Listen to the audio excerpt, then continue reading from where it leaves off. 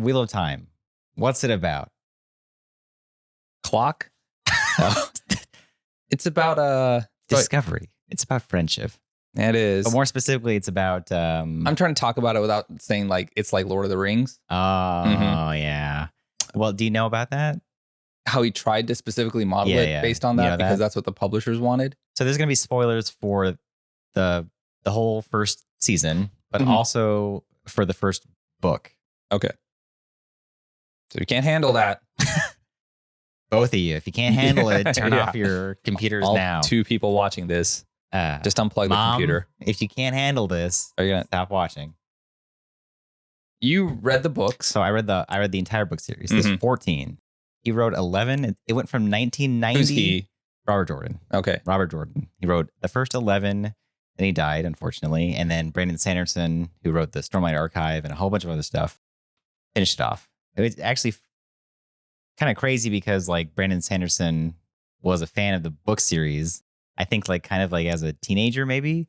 Because it spanned from Robert Jordan wrote this from 1990 to like 2010 or something like that, which is crazy. That's like 20 years. So Brandon Sanderson like grew up like, oh, I can't wait to see what happens next. And then he like finishes it as an like established author already. That's pretty nuts, right? Like, I'm trying to think of what the equivalent would be for us, but like if you read Harry Potter and then like you ended up finishing it or something, I don't know. Yeah, I guess so. But it's not nearly as long. I mean, but, honestly, if it's one of us like ended up writing Game of Thrones, that's I think the more realistic. dude, I would love that because then even though I'm not a writer, I'm sure they could have done a way better job of ending that series. But anyway. Yeah, than the actual TV show. Oh my God. Yeah. I mean, anyway, that's a different thing. Okay. So I read all 14 books. There's a prequel book I didn't read called New Spring. So you're not a real fan. Well, we can get into that too. Okay. But, my overall reception to the book series was, I'll say, mixed to slightly negative. If anyone actually ever watches this, we're probably going to get crapped on a lot because I know the Wheel of Time fans are pretty protective of their favorite book series, which is fine. Yeah. But like it had good moments for sure. And I you don't read 14 books like just being like the whole time. Okay? Yeah. I can see why people like it, but like overall, like I ended up, it wasn't super satisfying for me. Right. And even like Wheel of Time people acknowledge that the middle part, it's called the slog. 4 big books that are just kind of like not great. And people generally kind of acknowledge this. Yeah. And so I was going to read the books as well. And then my efforts went to reading Malazan instead. So the TV show covers like the first 2 or 3 books. Really?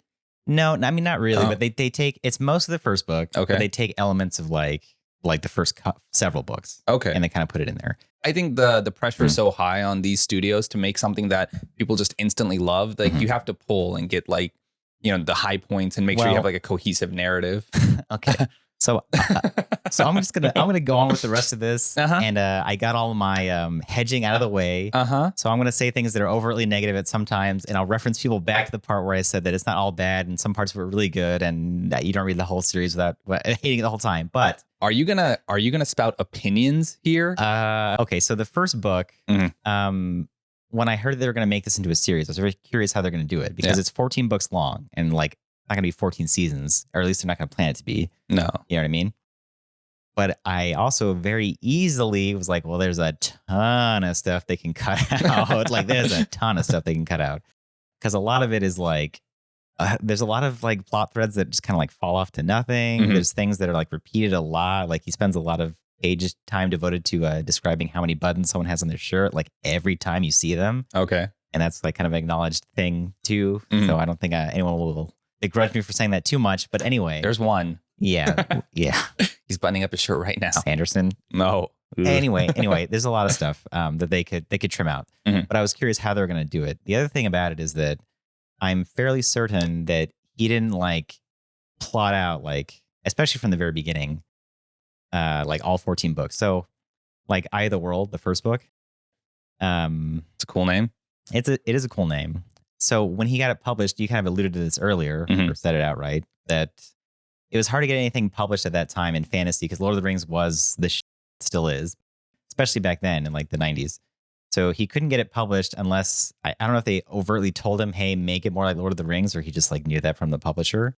But he had to make it more like Lord of the Rings. So the first book he really did, and like you can see like the beats, right? Like Moraine is like Gandalf, Lan is like she Aragorn. goes to the Shire. The Shire gets attacked. There's Mordor. They there's go to the Bly. White Tower. Yeah. The elves. Yeah. There's all sorts of. There's like the 4 hobbits or whatever, the people from Two Rivers, right? Yeah.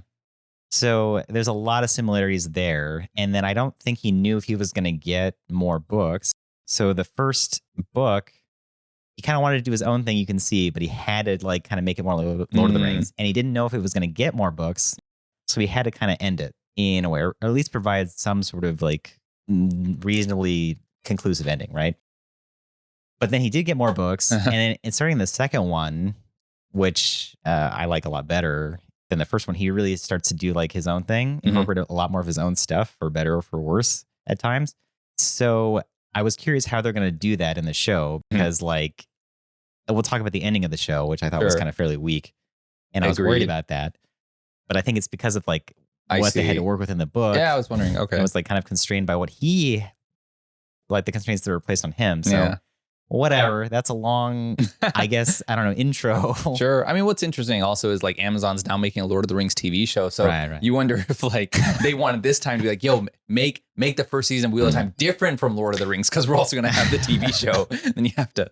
The thing is, like with the show, do you get a big Lord of the Rings vibe from the show? I don't really. Not. There are a few scenes where, you see like the flowing vistas. Sometimes I do, and there's a fellowship of sorts kind of traveling. But like, how much of that is? It's not that Lord of the Rings. How much of that is the movies being so awesome that they've informed so much of fantasy since the movies? You know what I mean? Yeah. Like even if it wasn't based on it, or it might have been influenced by it. Like I mean, in that way. I don't think it was overly evocative of Lord of the Rings. I think you can't escape certain stuff just because the tropes that have developed over the years, how things are filmed, and camera work, whatnot. It's just hard to kind of get away from it. I don't blame them for that. No. Yeah. I mean, I don't feel like it's any more like Lord of the Rings than something else. You know what I mean? Any other fantasy thing that you would find. So do you have any preconception or thoughts or anything about this series before we went in? Besides me telling you that it sucked when I read it. I expected it to be milquetoast. Is that how you say that? Okay. See, that's what I was worried about too. Yeah. I was worried that it would be a little flat because, again, in the first book especially, it's a little hokey, I think. Like the characters are written, they're supposed to be like 20, but they're really, the way they come across is like they're 14. And maybe that's just because that's what 20-year-olds are like in medieval times. I don't know, but I'm not sure. But that's kind of the way they act and the problems they kind of have a little bit. So I don't feel like it's not overly dramatic. It's not overly funny like in the first book. I was wondering how they're going to like translate that to TV. I thought they did a really good job overall, honestly. I didn't like the first book too much. I liked the show a lot, like except for the very end, it kind of fell off for me. But I really liked what they did overall. Okay. And then it's difficult for me to gauge the show overall. I am hooked by the prospect of 14 books worth of material being put into this show, like the lore and everything that'll come. Oh, that's what makes me like a little excited. But if I didn't know there were 14 books, if this is a show that just came on and it was like written, they just started writing it now, I would be not super excited about season 2.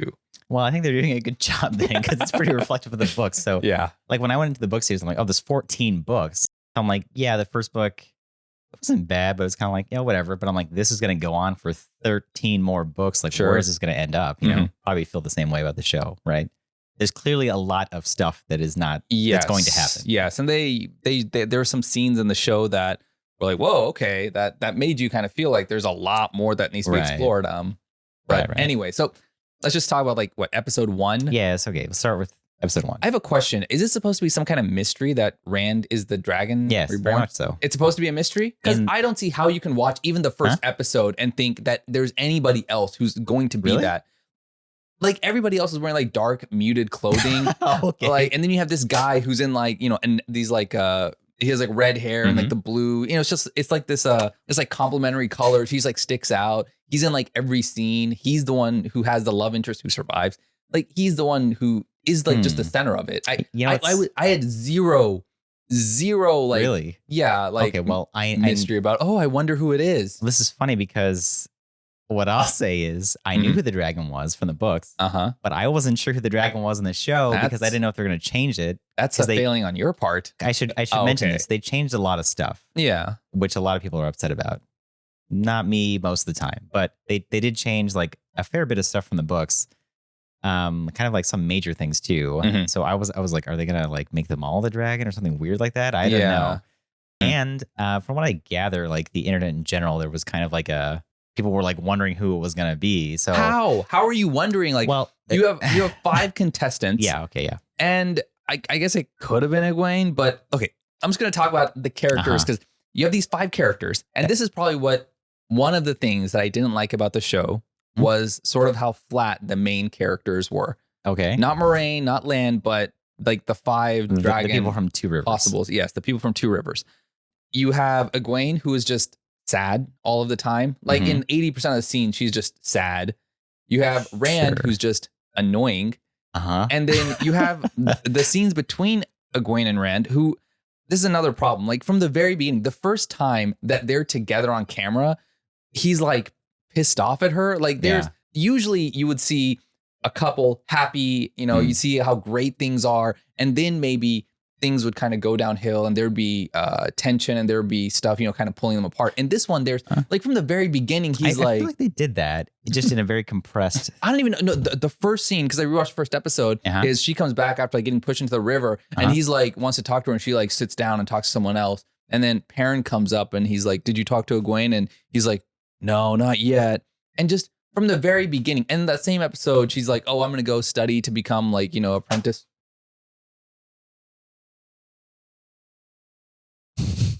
An apprentice wisdom. Zoom back camera. Yes. You remember that? Yes. Yes. Get a rescue. Okay. Yeah. But in that same like episode, she's like, I'm going to become an apprentice wisdom under Nynaeve.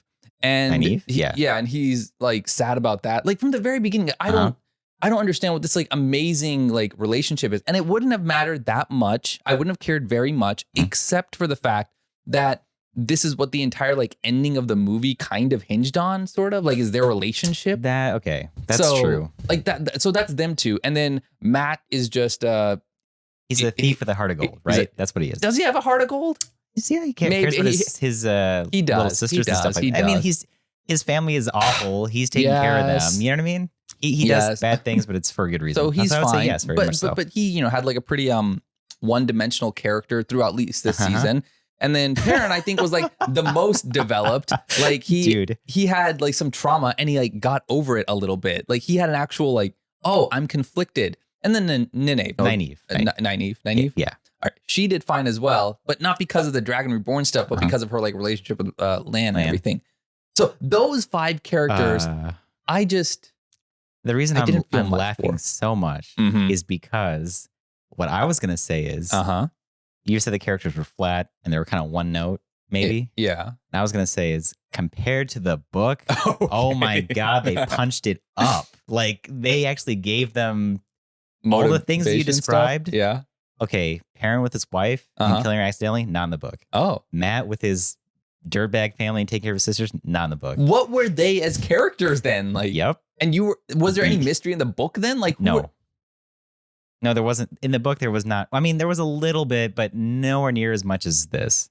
Okay, so first off, in the book, so Mat doesn't have any of that going on. Okay, he's just like a humble. They're just dudes from this village. Okay. Rand does have the stuff with his dad and the blade and little mystery there, and like telling him like he's adopted and all this stuff. Nynaeve, the thing with like her mom trying to go to the White Tower and being rejected and stuff like that, not in the book.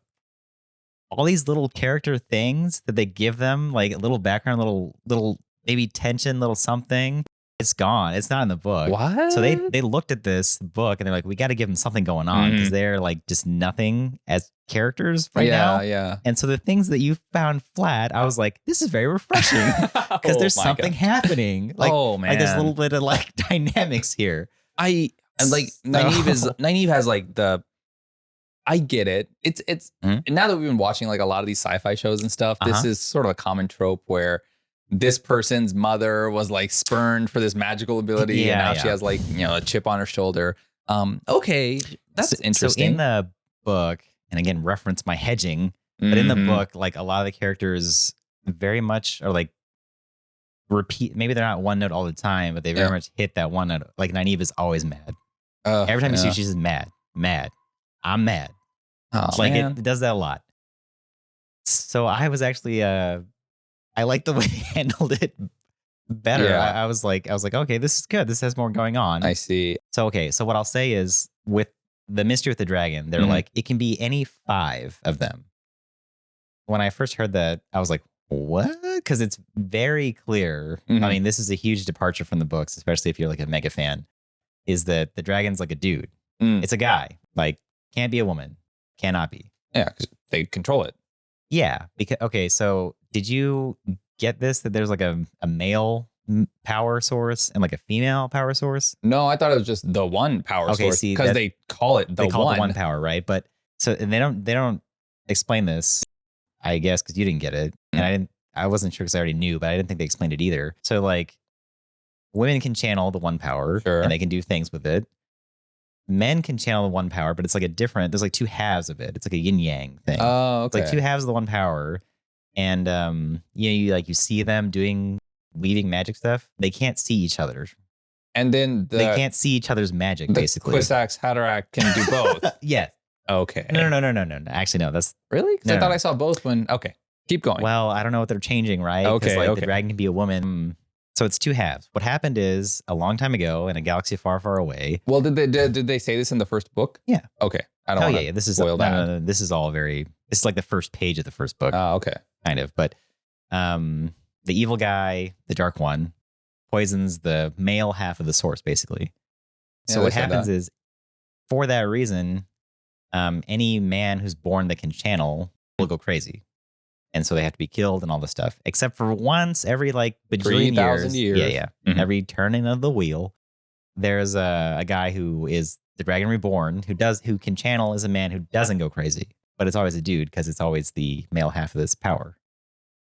I think, and I don't know if I think this is true, but what I gathered from the book is that, like, you know how women they're just born and some of them can channel and some of them can't. Yeah. Same thing for dudes throughout all the lands. It's just that all the ones that can channel go crazy. Except for one. That I got. Okay, so yeah, so for me, like they were saying, like, oh, it could be any 5 of them. That's the dragon. I'm like, what? I guess. I mean, I don't care at all. Like, it doesn't matter. Like, I guess it creates more mystery because who could it be? Yeah, and they said that in the show too, that guys go crazy but women don't. But I mean, I guess sure, the dragon could be either. But then it doesn't really fit in with the poisoning of the male half, I suppose. Right. But yeah, I guess. But they kind of didn't, And for me, that's fine. It's not a big deal. I don't really that care. was just a difference. Yeah. So like Perrin, you said like his wife and that trauma. None of that. All gone. Oh man. Yeah, he's just a guy. Because that made him interesting. Like he's like carrying this guilt, and then he has to like confide in someone. That's an arc. And so until the ending, where Nynaeve had her own arc, I guess. Yeah. Perrin was like the most interesting character for me because I was like, oh, because he has all this going on, struggling with something. He's like changing, he's dealing with it. The other thing I'll say is that I knew that Rand was the dragon, and as did you. Yeah. But I was thinking the whole time, I'm like, he's not really getting a lot of time. He's not really doing anything. He's being annoying. But like, the other ones, I feel like they had their whole thing. Like Perrin had his wife, and it's like following the way of the hippie pacifist, like the Leaf. Egwene was like, learning that she can channel, and Eve, same thing. Matt kind of going crazy with this dagger thing. Rand, I felt like he didn't get a lot of screen time or didn't do a lot of stuff. I mean, he broke that door. I know, but that was one episode where him and Matt were hanging out. I think that might be because they wanted to like keep up the appearances that he's not the dragon. That must be it. I was thinking, like, are people gonna be like, did it come out of nowhere? Yeah, I was thinking that people were gonna think like, oh, he is just from the way that he looks, dude. If I just put him up on screen, it's like. If you had to pick one, yeah, sure. Yeah, if you had to pick one, it's like, which of these people the other doesn't thing, have dark hair, doesn't have like, like just clothes that like stick out. Like that's from the kind of a book Remnant too, which is like a translation into the like film, whereas he does look different than everybody else in the book. Okay. And like that with like tall red hair. But you're not seeing it all the time when you're reading it. So you kind of forget. I suppose. But here it's like, well, that might be a problem. He's and I'm going to talk about this now because maybe this goes into it as well. Everything looks so clean and pretty, and there's like no dirt or anything. So if somebody's wearing what Rand is wearing, for example, it really sticks out because it just looks like pristine. Mm. And the way that I see him is like he looks like the cover of some YA novel. Yeah, sure. And props to you, man. I knew who it was and I didn't even know who it was. So. It just, I don't know. Everybody else just felt like a supporting character to Rand. Okay. He was in the middle of everybody's conflict. And really? Wow. But I feel like they split up after like the second or third episode and they really didn't have much interaction. I mean, like him and Egwene did. I'm impressed. I can't pinpoint exactly why I felt that way. I think a lot of it just had to do with how he looked. So it's not that. Cool, man. Your dragon radar is on point. Yeah. So for me, the more interesting things were sort of the unexpected stuff with maybe Lan and Moiraine. I thought they were, as characters, I like them a lot more. Yeah, I feel like Moiraine and Lan are, more fan favorites. Sure. From the show. Yeah. But they're more interesting. They have more stuff going on. Mm-hmm. The other ones are kind of like trying to find their feet, I guess, in the world, and like they're not really, they don't have a lot of agency in their own, in the plot, because they're like, we're just following Moiraine. We don't know what we're doing. She doesn't tell us anything. And they're not like, they don't have powers or anything at the beginning. So I feel like Moiraine and Lan. And even like I guess if this is like the hero's journey, the call to action doesn't happen until way later, until basically they have to like go through that gate. I would say it comes pretty late where they actually have to make a decision of whether or not they want to go forward. Well, Rand is like kind of not even wanting to go. You know what I mean? He's like, why should we trust you? I mean, that's his entire plot point is if I had to pick one theme for this entire series so far, it's don't trust anyone ever. Just trust no one for any reason ever at all. Like that's Rand's entire thing is like, he doesn't trust her. That's Nynaeve's entire thing. She doesn't trust Moiraine. Yeah. Moiraine like doesn't trust with the red Aja or whatever. She doesn't trust her. Like there's just don't trust anybody ever. That's probably good life advice, right? I suppose. Okay.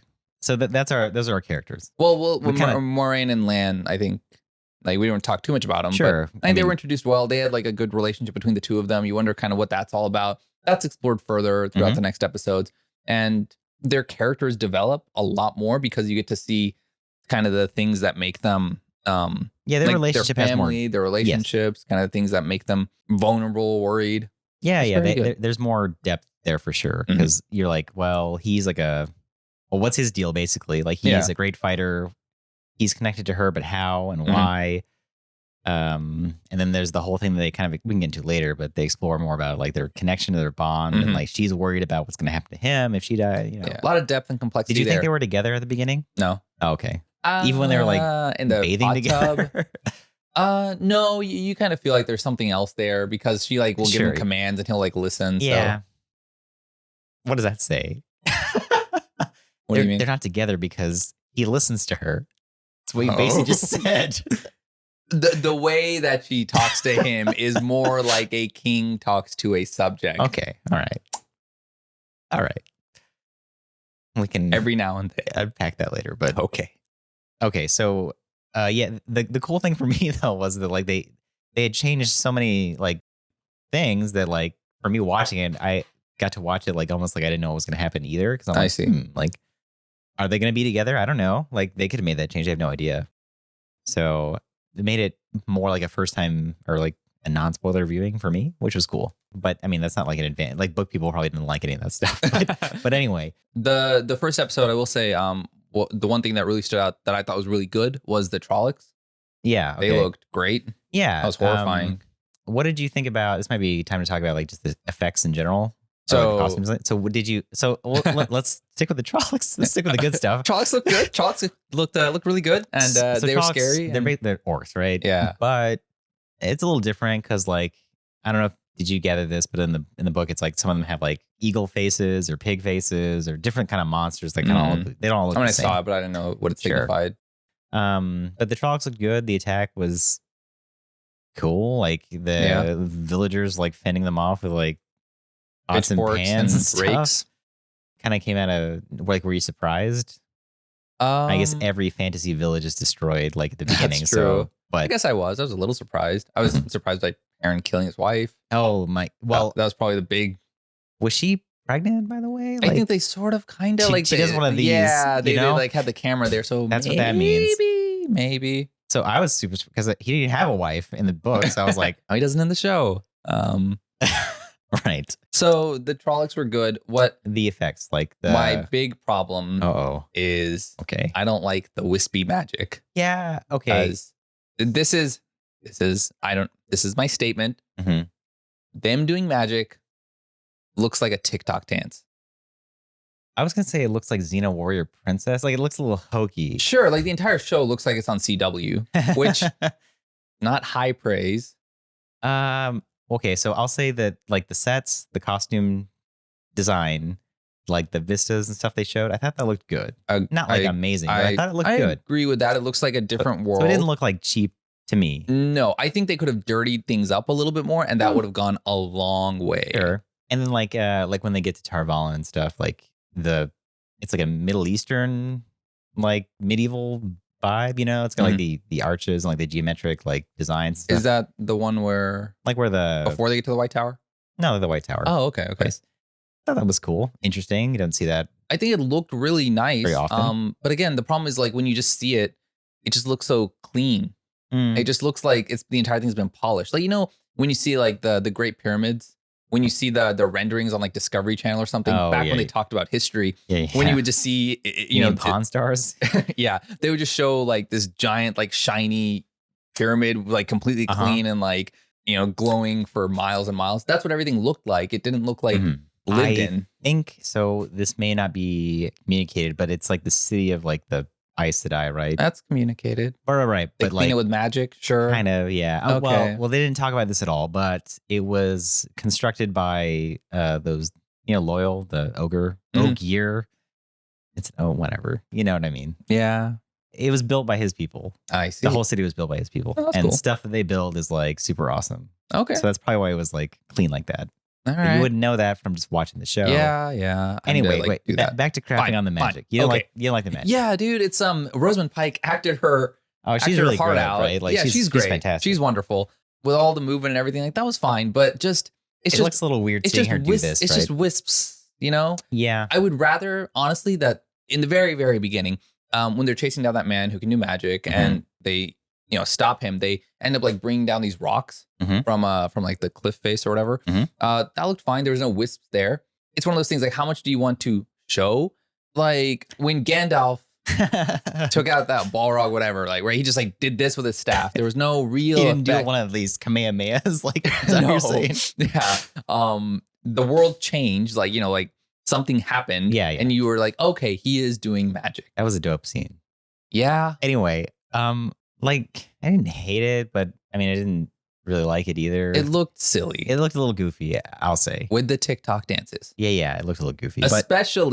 Especially at the very, very end where those women on the ship like cast that wave. Oh, okay. What I'll say is their hands were kind of tied because in the book, what it says very explicitly is like it's like they're weaving magic. Like they're weaving these like threads of like magic stuff together. That's what they're doing. And you can see them. And that's what they maybe would look like if you read the book. You know what I mean? So they didn't just come up with that out of like, that this is the best way it can look. It's kind of like, that's what it said it was like in the book. So they have to kind of go with it. And then if you're going to like make literal weavings of magic, I don't know how you would make it look that would be cool, you know? More colors besides just white, maybe. I'm not sure. That's the other thing too, is they're trying to do this like white, light, dark, because that's obviously a huge motif, is the dark one and the light one. When I saw like the yin yang symbol, by the way, I was like, what? That's it? At the very end. Yeah. But okay. So again, I don't think it looks great either. But I shouldn't, as someone who hasn't read the books, I shouldn't have to like know about the books to like forgive them for some of these things. Sure. Well, you know, when you adapt a really popular series, there's like a lot of lines you got to like, you know, where we're going to go. It's still a show. Yeah. It has to be judged as a show that someone just watches without any background knowledge. That's clear what they're going for. It's not just for people that read the books. It has to be, not for just people who read the books. Right. And so it can be judged in that way. And I didn't think it was good either. I didn't think that. What specifically didn't you? I didn't think that the weaving or the magic stuff looked good. Yeah, looked good either. Yeah. But I didn't think it was like so bad that it really. No, I didn't like turn off the TV in disgust and like just like Right, just right. move countries or something. But yeah, if they could make it look a little less obvious, like a little less like little bright wispy things, that'd be good. I don't know. Here's another thing. I don't know if you want to get into this net. Probably not, because we haven't even gotten past the first episode. But this was interrupted by COVID. Yeah, I know. And the visual effects, some of them were kind of compromised. Yes, I think that's probably more towards the end. Moraine. I think that's where we got to. Sure. Rosamund Pike, great. Yeah, fantastic. Yeah. She basically narrated, like she exposited everything that was going on. It was cool that she like still retained mystery, even though you're with her for so long. Like there's still so much that you didn't know about her, like her motives and everything. Right. There's like a lot to learn about the Aes Sedai that kind of like comes out over. Like they can't lie. There's different houses or Ajas, whatever, but the colors, the tower politics, all that is kind of like slowly unraveled, even though you're with her since the very beginning, which is good. Yeah, and you get to see how other people react to her, like just who she represents. You know, Nynaeve like hates her, and then Rand doesn't trust her. The people in the village are scared of her. Right. Like the people in some other parts respect her, and then what is it called? The White Army?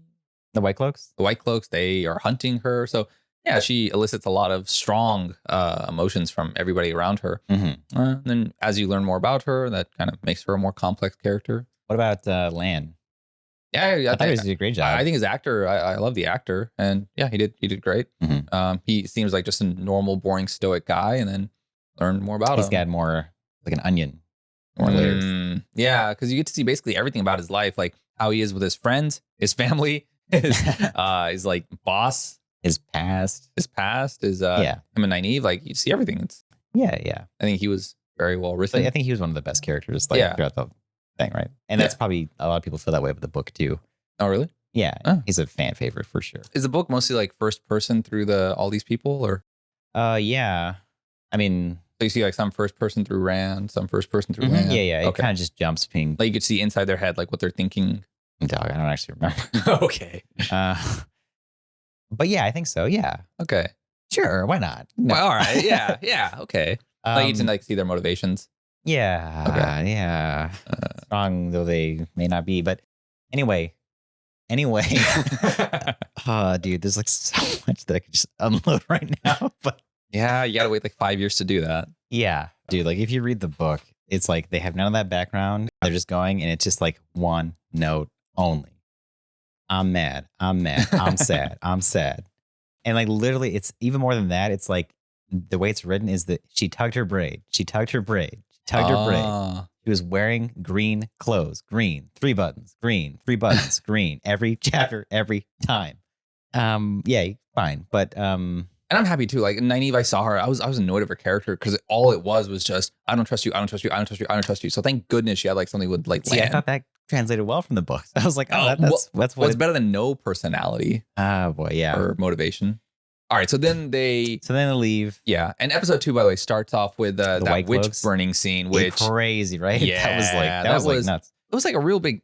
I don't know if it is really a tonal shift because the ending of episode 1 was quasi brutal as well. I don't know if it's so early that I would say that the tone is still being kind of established, and for me, it was like, oh, this is going to be like a lot darker than I thought it was going to be. I suppose. For the problem I have is, because of the set and costume design and the age of the characters, it really does feel like you're watching like some YA like novel. And then you have that. You know what's interesting too is I'll say from the books is that the way it's written, it does kind of come across more, I'm just gonna say wholesome. I mean less dark, more like what you're describing and feeling. That's the way it comes across most of the time. There are some really dark parts of it, but the thing is like the way he wrote it, Robert Jordan would have horrible things happen, but he just wouldn't like describe them. You know what I mean? Like in Game of Thrones, it's like he got cut and his guts fell out and all. He wouldn't say that. He would kind of like cut away. You know what I mean? So it's like all this horrible stuff was in there. It just wasn't like focused on. But if it's like in a TV show, it's like, I mean, I guess you could cut away too, but I guess they decided not to. So it's like that stuff. It was in there. Like those White Cloaks were not nice people, but it wasn't like explicitly like right in front of you in the book. By the way, the one thing when Perrin does escape and he like starts becoming more magical, or whatever, wolf-like. Yeah, wolf-like. What's his name? The White Cloak, the scary dude. Yeah, Eamon Valda. So Eamon Valda, when he when Perrin like kind of breaks free, he he gets like super scared, like, oh no, what are you? Like, he gets horrified. Like, has he been murdering witches this entire time? Is he scared of magic? Like, that was so like out of character, and it just made me think, like, what? Like, are you scared of this? Like, you don't have like a contingency? What did you think? You didn't think this was a possibility? Well, no, because like men don't have any magical powers, right? Or they go crazy when they do, but sure. He must have seen some guys with a little bit of magical power. Well, like this wolf thing is like a whole different thing, and he's probably never seen it before. The amount of fear that he showed seemed very out of place for his cool character, cool and composed character. All right. Yeah. Those outfits were dope, right? Oh, yeah. That was fresh. If those aren't dirtied up, that's cool. Yeah. That's their whole thing. Is like they're almost like too like OCD clean. You know? Yeah. No loose ends kind of clean. I want to say first. One thing, the ferry scene. Remember where they're going across on the ferry? Okay. Ferry. Yeah. Remember Moraine kind of just like the guy wants to go back because the sun's on the other side of the river, and she like murders him. Yeah. I thought that was dope because like the thing is, Rand's kind of like, why should we trust her? The thing is, it's communicating that like the Aes Sedai is like almost so powerful that you should be afraid of them. Because like they're operating on like a different level. It's almost like regular people like ants to them. I mean, she basically like tells them like, "Hey, yo, you're all gonna die." Like, yeah. So, but it's like it's a necessary evil, but she's not like regretful of it at all, or she makes no. She regrets that she had to do it. Sure, but she would do it 100 times over, right? This is the stakes that I'm playing with. You know, and it goes up to the very end where she expects to die herself. So right. But anyways, then they go to the city, the cool looking city. Another thing I wanted to say. Okay. One thing I didn't like was that, you remember they're like walking, or they're all on horses, and she just starts giving that like 5-minute long like tale of this old city. Do you remember that? The song? Yeah, he always starts singing a little ditty, and then she's like, you know what that song's about? And he's like, I don't know stuff. Yes. Anyway, and then she kind of like explains all that stuff about the history of their city or their place they're from. They don't know any of it. I like that part. You like that? I didn't like that part at all. Oh, I think a lot of people like that part. I felt like, I was like, where is this going? I mean, the story that she told was interesting. I thought the story she told was not interesting. Oh dear. Oh dear. I thought it was just like they got attacked by Trollocs and then no one came to help and they all died. But it was like 4 minutes long of her just like talking. There's like an Amazon like behind the scenes thing where they really did want to flesh that out more. Like they specifically did that with the singing and everything. I mean, it's a scene from the book, like directly. Sure. I mean, of course, there are singing scenes from the book where, but everything's told, so it's not like there's no jump in like how the story is told. Okay, well, I just wanted to see if that bothered you. Not really, and I think that the city itself was interesting enough, and so Evil City, yeah, Evil City was tight. The dagger was cool. I thought there was a fun scene when Matt eventually does become like evil from the dagger or whatever, where he says like, "I see you." That was. And he saw like the eyeless, I think, or whatever in the farmhouse. Yeah, that was cool. I got a little bit of like a Spider-Man 3. I got Venom and I'm Evil vibes, you know, Tobey Maguire. Sure. Like where they just start being a jerk. Yeah. And you're like, I mean, not like it wasn't bad, but I got a little bit of that. But overall I was fine with it. Let me tell you this now. Like, you maybe we'll cut this out because it's more book spoilers. But like, again, to highlight a criticism of the book, that dagger thing, like Matt finds a dagger, it makes him a jerk ass, and he's evil and he sucks. That plot thread goes on for about 3 or maybe 3.5 books in the series, where he's just like evil and they don't know why. Evil. He's like mad. I mean, kind of, and then they figure it out, but then before it finally like gets resolved is like literally like 3 or 3.5 books. Does he do anything cool with that power? No. Oh man, that's like so boring. I know. Like after it's all done, does his character change at all from that experience? I wouldn't say from the experience, but he does change. So Matt is a much loved character, and he's kind of like he is in the show. He's like kind of like a thief with a heart of gold, funny, irreverent, which he is in the book, and I like him in the book. But for him to become that, like you won't get that from the character in the book for like literally like 4 or 5 books. And what is he doing the rest of the time, you may ask? Just kind of Yeah, like that's what I mean. So they kind of that is his character, but it wasn't really shown very well. You're kind of spoiling it for me a little bit, but don't respond to this very much. But my expectation was that this book was gonna book series would go like hundreds of years, or like it would extend over a very long period of time. Well, I can't say anything. Right? Okay. So. Well, I know. Sorry. Fine. We'll come back to this in like 3 years. One thing I liked a lot. Whenever they show people running in TV shows or movies, it's always like them jogging like briskly, if that. Or like, you know, when they show cars like, you know, flying down the street, they're going like 25 miles an hour. Yeah. There's a scene where that woman who's going to turn in Matt and Rand for like the prize money, like she just like full sprints down that street. And I thought that was really great. So fair point. Well done. Yeah. So the White Cloak stuff. Let's just talk about that. Okay. I mean, it's planned several episodes, but let's talk about that. What do you think about them? Do you like that? Here's the thing that I'll say. There's light and dark, right? Good and evil. But the thing is, in the book series and in the show, there's like other non-aligned kind of factions, right? There's like the Aes Sedai, there's like the Tower. That's true. The internal politics. There's the White Cloaks that are kind of like opposed to them because they don't like magic. So there's other kingdoms and stuff. We haven't really seen them yet, but there's other things going on, like besides, because just straight up like Dark One meets Prophecy Boy is like pretty tired as a trope, right? Yeah. But the good thing is there's a lot of other stuff going on at the same time. Did you get that, or did you feel that? I felt it in the last episode when it seems like a completely new faction like came in. Yeah. Yeah, the world seems a lot bigger in the last episode, at least, because they allude to it with the TikTok dance wave. We can talk about that at the end, but what did you think about the White Cloak stuff? The White Cloak stuff was pretty cool because the character is awesome. Their design is awesome. Their motivations are crazy. That was all very nice. It was very menacing, right? Like it was menacing. That's a good word. Like it was like unsettling. Like he's eating the bird and it like cuts his mouth. You know what I mean? Like crushing the bones. It's like, oh man. And so when whatever they had with like Perrin and Egwene, I didn't think it was going to be like a long lasting vendetta between them. Yeah.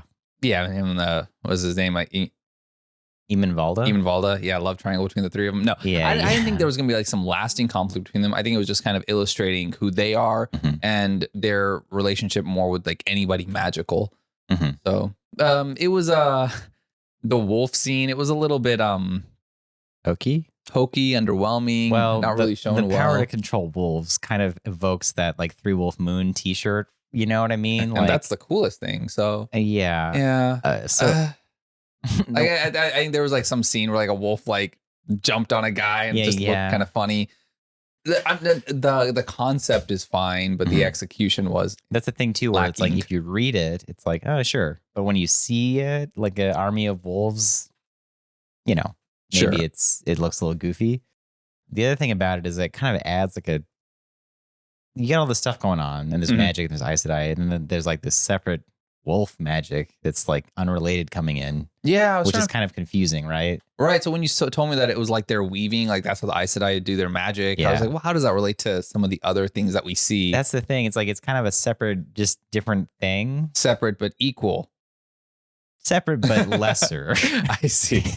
It kind of introduces this element that's kind of nature. Like why? You know what I mean? Okay. Like does it need to be there? Because it helps them escape, right? But let's say Perrin wasn't a wolf bro. It wouldn't really change much, right? Not really. I mean, it helps them escape, and like maybe they'll do something with it later. Blah blah blah. Things happen. They get to the White Tower, where literally, you know, these witches look down on the world from their ivory tower. Yeah, that's pretty. That was funny. What did you think about? But then we saw Moraine's. Swan Sanche.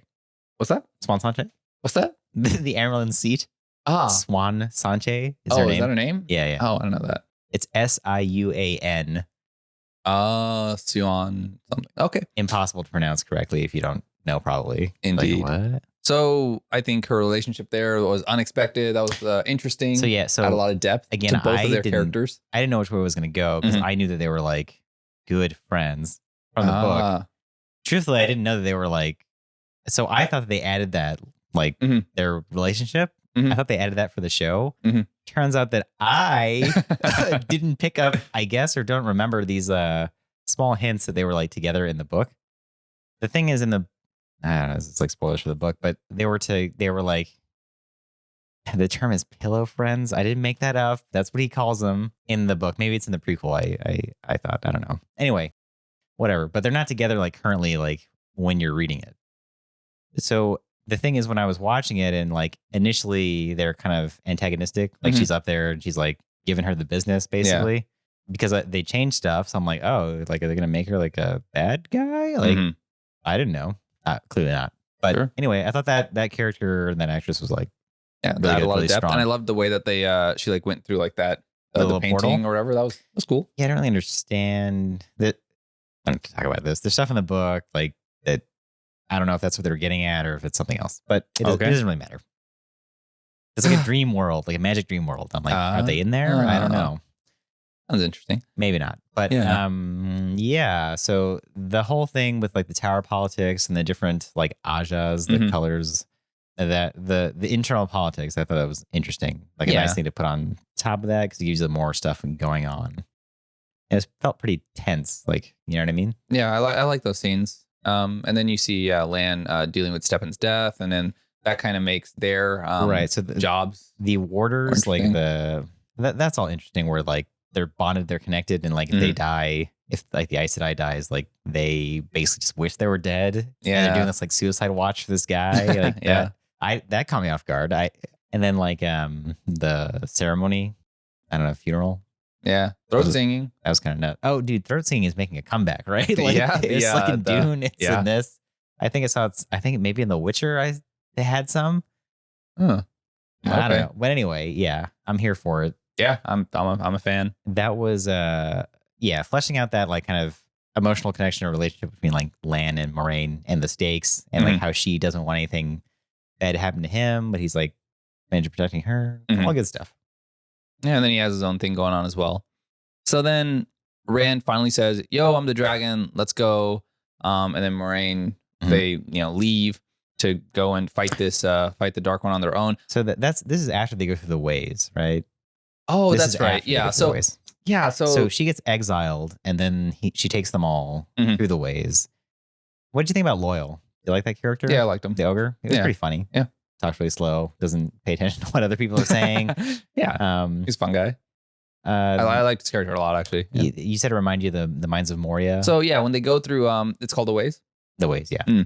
Yeah, it reminded me of that because they're kind of like taking the shortcut, and then there's a couple of scenes where they're like stepping over stones that looks almost exactly like when the path in the Mines of Moria is like breaking as like the Balrog is chasing them. Yeah.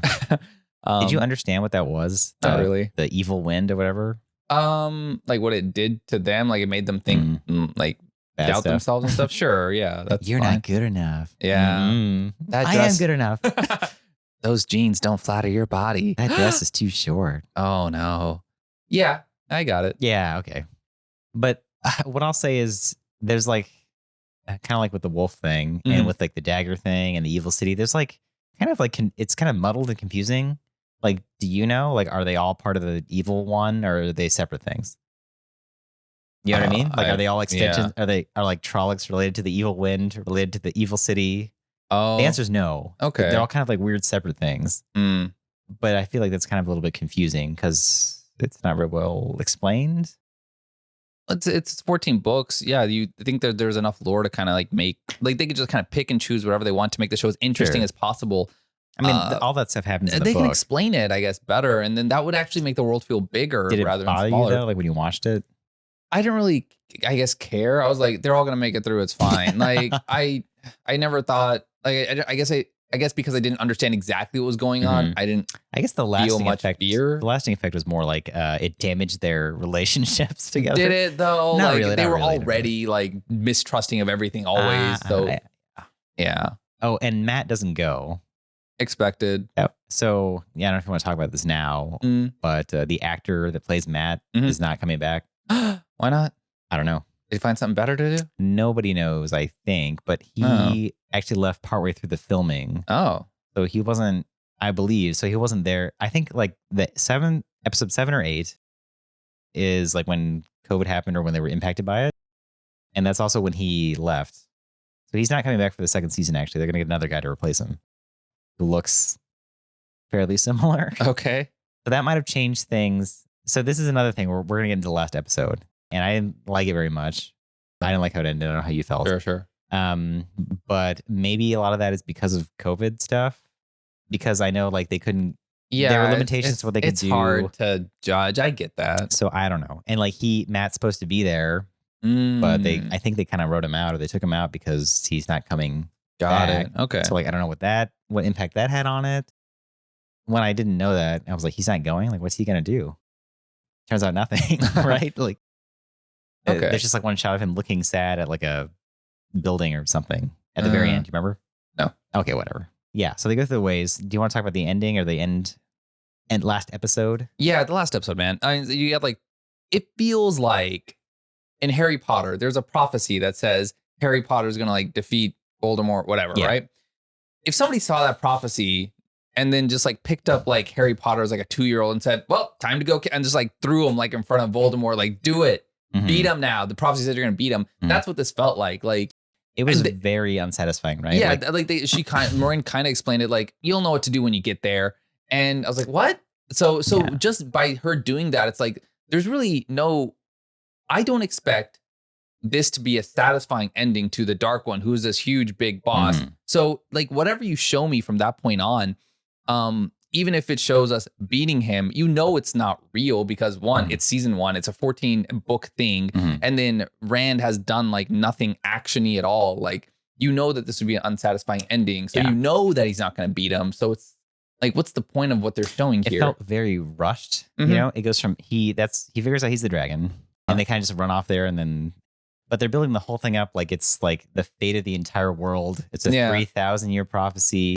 And it's like, oh, they go have like a gentle conversation about women and like what you want and like letting people do their thing. And that's how it ends.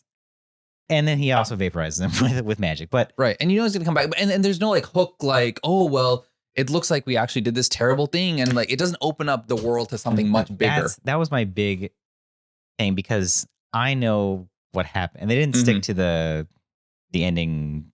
Remember, she picks up that rock and she's like, they shouldn't break. Right? Yeah. What was your interpretation from what that meant?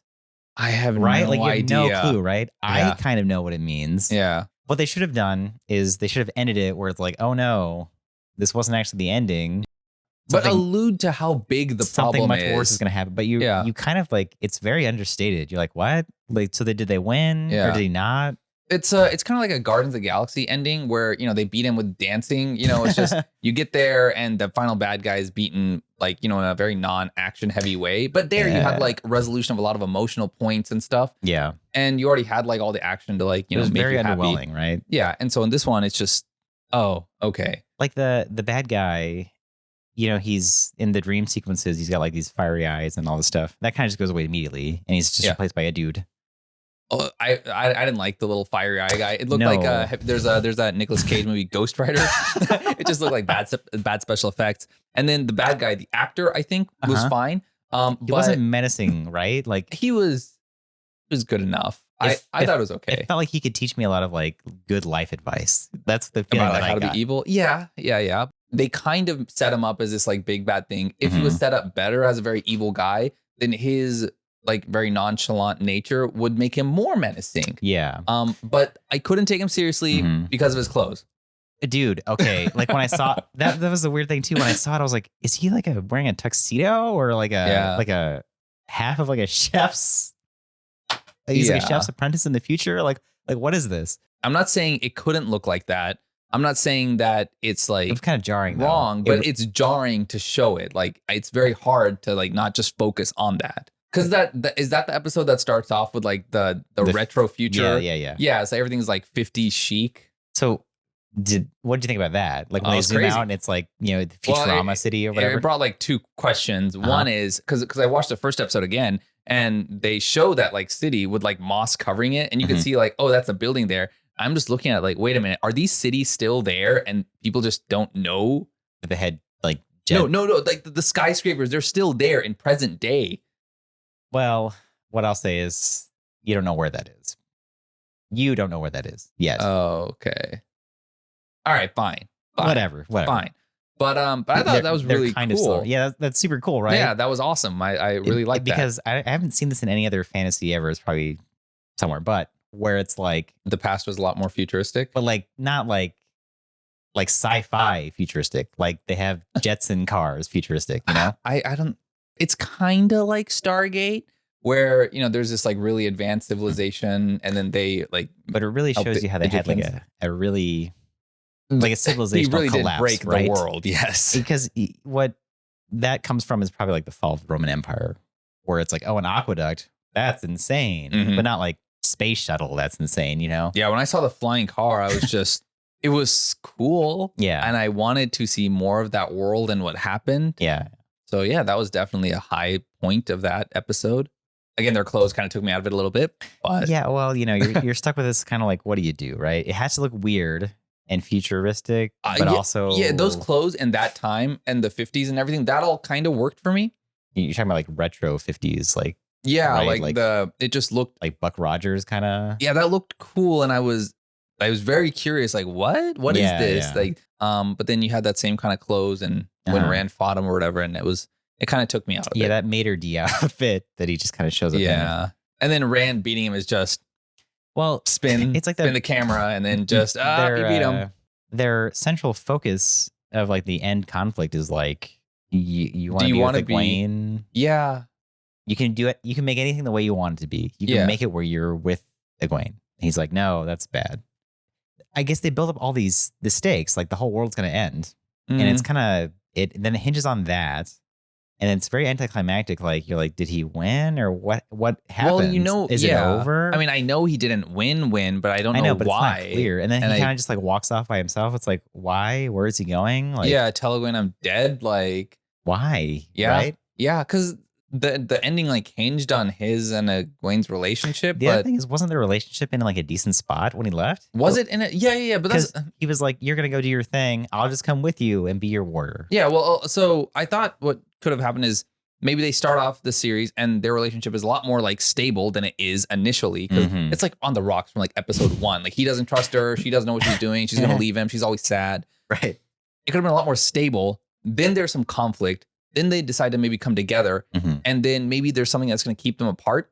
And then the dragon the dark one offers him an opportunity to kind of make things how he sees it. But then Rand is like, no, she gets to have a choice. Like, I'm not going to like, I'm not going to just force things the way I want them to be. We can all make our own choices, whatever. And then he ends up beating him. But that's not what you envision as like a titanic struggle between the Dark One and the Prophesied One. No, where right? like civilization collapses and everything. You don't imagine like 3 people in a room. Yeah, as the end of the world, right? Like, it should be like more stuff going on. But even if they kept it like this, like I would have cared a lot more if there was like her relationship. I was like, this is what this all hinges on. I know that's what I mean. It's like yeah, like, but even that wasn't done as good as it could have been. Yeah.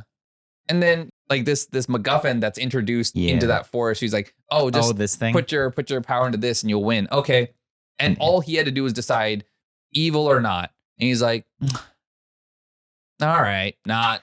And I win. Yeah. There's no fight or struggle or there's no action. And it's not. So I wonder. There's no consequences. I think a lot of this might be. I guess Moiraine lost her magic. This might be pandemic related because they are like on a little soundstage with like 3 actors. You know what I mean? I think they might have been limited in like what they could do and what they could show. But they could say words to at least convey the bigness. The other thing I'll say is that they're also limited because the ending of the first book.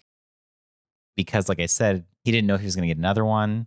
Had to make it so he had to like kind of end it, but then leave it open because he wanted to do his own thing.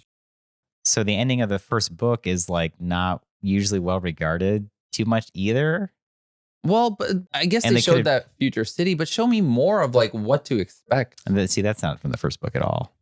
Oh, the future city thing? Okay, well, at least there's something there then. So I guess we're doing spoilers for the book, so I can just tell you how it ends, right? The first book, sure. Yeah, the first book. So they go to the Eye of the World, which I read all the books and I still have no idea what that is. Okay. And they go there, there's some objects there. They fight bad person and he wins. And it kind of ends like, was that it? Or is it's kind of ambiguous. That's how the book ends. And so again, I think it's because the author, Robert Jordan, was kind of like, gotta end it. But I want to tell my story, my actual story. So they're kind of saddled with that in making this adaptation. So I think the ending of the first book is weak. So it kind of like I mean, they could have done whatever they wanted. They could have made it better. Right. I'm not arguing that, but they're kind of stuck with that as like a starting point at least. And it wasn't that great. Yeah, and there's really no consequences, loss, whatever. The other place, what's that city called that like has to hold? I don't remember. Yeah, the Gap. Aldara cannot hold. The Tarwin's Gap. Yeah. So besides Rand and all that stuff, which is the main focus, which was very underwhelming. I think they decided to make up for it with like action in this way. Yeah. Well, it was kind of like what? Like, so they all go to this wall and they kind of die like kind of off camera. Yeah. Right. Like, you don't really see them like going over the wall or breaking through or whatever. Maybe a little bit.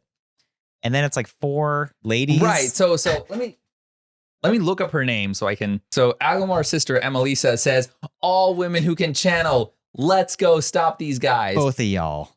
It's like, it's 2 of the protagonists and then 2 people, red shirts. Yeah. Who are going to die. Yeah. And her. And she flunked out of the tower. Like, she's not even. Yeah. Like, and she's the one that they decide to like give all their power to. And so she can do this spell. And she goes like power hungry and just like kills all of them. Didn't understand what that. She like just channeled too much. Yeah, she just kept drawing all their power. Was it on purpose or was it just like she couldn't stop it? She couldn't stop. I don't know, but that happened. But the other thing is like that kills. Like, and why didn't she just do that from the beginning? Why do they just have like a couple Aes Sedai sitting there to do that? Because it only took like 5 untrained. Yeah, and Nynaeve, who probably she's not trained though. I know, but she probably like carried the sure. bulk of that. She was carrying that team. Yeah, right. And they kind of like made I think one of the White Wisps a little bit LeBron brighter. Cavaliers, but yeah. Anyway, but yeah, it was like their whole civilization is like defending this. Everyone dies, and then like these 5 fix. Oh, they're dead. And they didn't even like kill Nynaeve. Like that would have been some kind of stake, like some kind of consequences for his actions. But you have 2 people who we don't know who died, and then this woman like, who was gonna die anyways died. It's like Nynaeve's face got melted, but then she got fixed instantly. Yeah, well, there was like foreshadowing where the future seer like saw Nynaeve like die. Oh no! Yeah, foreshadowing from that episode, right? Like, yeah, and then it happened. And you're like, ah. And then she comes back, and then it gets fixed instantly. Yeah, it's like why even show that? Yeah, why even have that? Why just make it where they stop him and that's it? It's resolved in like 2 seconds. Between the beginning and the end of this entire season. What happens is Aaron kills his wife. Matt goes off screen. Rand just leaves everybody. Moraine loses her magic. Yeah. Like there's nothing too big that happens. Like some, other characters like Step and whatever die. There's a little bit of, characters evolving. But for 8 episodes, I feel like there's not a lot of progression. Moraine and Lan had more. Yeah. Yeah, but really I'm really okay with it because I kind of view it as like, well, it's gonna keep going. Yeah. Like it's gonna have more seasons. Maybe it won't, but it's certainly planned to. What maybe is a little bit unfair is that I'm comparing it to like season 2 of The Witcher, which has already had like a season to establish itself, and I'm seeing them at the same time. So that's a little unfair of me. I think I like the series overall. I did. Like I enjoyed myself when I was watching it. Mm-hmm. Even though I'm not like the biggest fan of the books, even. Sure. But I liked it. Until the last episode, I thought was a little unfocused. Kind of like what is happening? Why? Like, so it really fell off for me that last episode. I can forgive it. I mean, I'm gonna watch the 2nd season. Right. When you give me the promise of a very big, expansive story, then I want to see where the world building and everything goes. So I kind of felt like it left. I liked the pieces that they had, and I liked the things they had in play. And I felt just the ending was pretty weak. That's unfortunate, but I still want to watch the 2nd season. Sure. Like, if you weren't contractually obligated to watch the 2nd season so we could talk about it, would you watch it? Probably. If I knew it was from like a 14 book series, then yeah, because you could just like binge it in like a day. That's the other problem, right? Or the other thing is you can, it's not a big commitment. Yeah. It's like, sure. It's like hey, I'm bored on a Saturday. Okay. Play. Okay. Yeah. I think overall, like I give it like a B. And I give it like a C+. Yeah. This is unfortunate, but I'm coming from the books, which like, I was like, this took the material from the book and made it better. So I'm like, they can keep doing that. And I'm just here comparing it to like The Witcher and Lord of the Rings, which, that's unfair. Yeah. I'm going to get crucified for saying that, by the way, because a lot of people are like, I can't believe they changed this. This is trash. Like, they didn't describe how many buttons were on what. This guy was supposed to be here. Dude, the other thing is like there's so many characters in the Wheel of Time. And 90% of them are completely whatever, like who cares? But they added some more characters for the show. Oh, okay. And people are like, how could you add I think Stefan is not. Oh. I'm like, but there's plenty of other warders. Sure. They could have used, but they added one. It's just kind of like, people were like, why would you do that? I don't really care either way. Because like a lot. It serviced the plot. Like there was, it showed us more about Lan and it made the show more interesting. Yeah. You only have 8 episodes. But they could have used like a warder that was already consistent in the canon. That died in the canon? Because then you're going to have the same problem where people say, oh, this person didn't actually die and you killed them. Here's the thing. When I say a character from Wheel of Time, it's really just like a bucket of names that you could pick. Because like a lot of the characters are like, her name's Mary. She's an Aes Sedai. She doesn't like Jane the Aes Sedai. How many buttons? The end. Are in her? That you have to look at the compendium. Okay. But like, it's like tons of them like that. Like they all have names. There's tons of them. They don't do anything or you can't remember them, and they're just kind of yeah. So that's Wheel of Time. Yeah, that's Wheel of Time. I mean, who cares about recommending it? Just if you like sci-fi fantasy stuff, you'll watch it. I think it's worth a watch. It's worth a watch. I think it's worth a watch to see if you like where it's going. Yeah, I think one thing that's missing from most big sci-fi fantasy shows is cohesive stories, which is why I watch these shows. So really for that reason, it should be good. You like the ending, the very ending with the ship and everything? No, they killed a little girl. Yeah, it was. I like the wave was cool. But are you intrigued? The world got bigger, right? The world got bigger. The world, that and the retro future stuff. The world got a lot bigger. Hopefully they have a little bit bigger of a budget. Hopefully there's no COVID problems, like keeping them chained. But we'll see. Anything else? Oh, I got something. Some people complained about that pregnant fight scene on the mountain. Oh, that they didn't want a pregnant woman fighting? People were complaining that like there's no way you could do that when you're pregnant and giving birth, and she's like just too cool for school. She's like killing all these people, and I like that scene a lot. That was pretty cool. Yeah, that was really cool. It was too cool for school, and I loved it.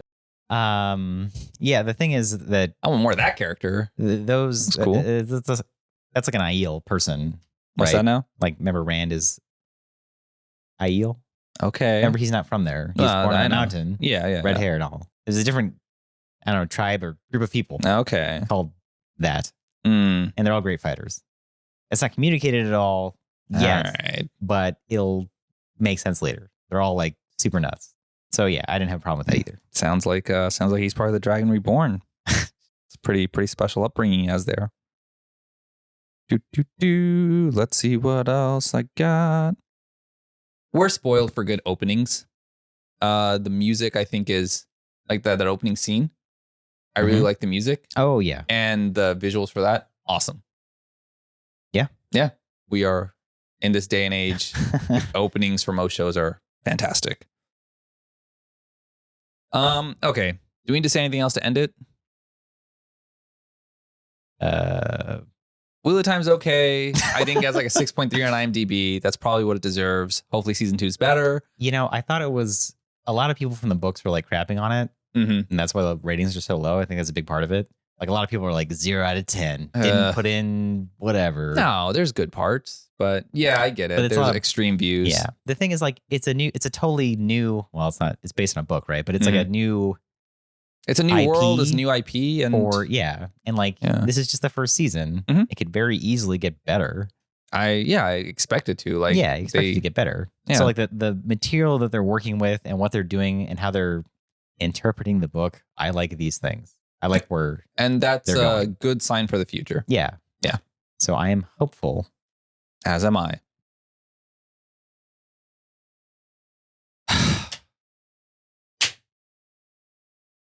All right, we have to make this interesting.